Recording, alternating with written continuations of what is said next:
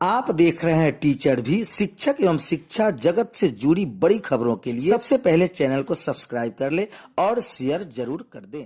इस वक्त पटना से सबसे बड़ी खबर आ रही है। सेवा निरंतरता का वित्त विभाग से पत्र हुआ जारी। वित्त विभाग बिहार सरकार अपर सचिव नीलम चौधरी ने सभी अपर मुख्य सचिव, सभी प्रधान सचिव, सभी विभाग अध्यक्ष, प्रमंडलीय आयुक्त, सभी जिला पदाधिकारी, कोषागार पदाधिकारी बिहार के पत्र जारी करके कहा है कि पेंशन परियोजनार्थ पूर्ण सेवा की गणना के संबंध में वित्त विभागीय पत्रांक 1191 दिनांक 1/6/2005 के आलोक में पत्र द्वारा पेंशन परियोजनार्थ पूर्ण सेवा की गणना हेतु नई सेवा में योगदान के पश्चात 10 वर्ष के भीतर आवेदन समर्पित करने का प्रावधान किया गया है। ऐसा देखा गया है कि कई पदाधिकारी कर्मी उक्त प्रावधान से अवगत न होने के कारण निर्धारित 10 वर्ष के भीतर पूर्ण सेवा की गणना हेतु अपना आवेदन समर्पित नहीं कर सके तथा बाद में काल अवधि होने के कारण उनके दावे को अस्वीकृत कर दिया गया। लेकिन किसी कर्मी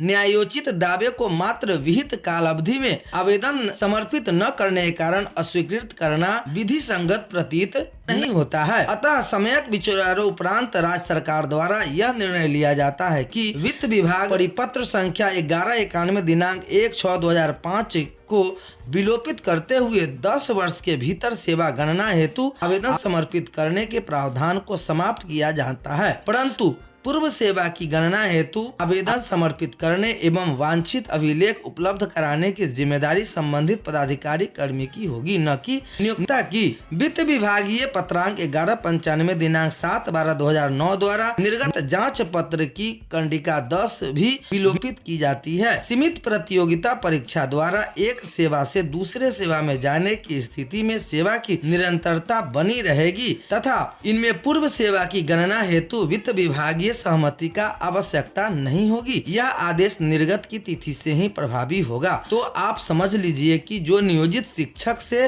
विशिष्ट शिक्षक में आए हैं उनकी सेवा की निरंतरता बनी रहेगी। इस कंडिका यानी तीसरा नंबर जो पॉइंट दिया गया है, इसमें स्पष्ट लिखा है कि सीमित प्रतियोगिता परीक्षा द्वारा एक सेवा से दूसरे सेवा में जाने की स्थिति में सेवा की निरंतरता बनी रहेगी तथा इसमें पूर्ण सेवा की गणना हेतु वित्त विभागीय सहमति की आवश्यकता नहीं होगी। नीलम चौधरी अपर सचिव। यह बड़ी खबर थी शिक्षकों के लिए जिन्होंने नियोजित से विशिष्ट शिक्षक बने हैं। अब उन्हें घबराने की जरूरत नहीं है, अब केवल सरकार को इस पर ध्यान आकृष्ट करना है।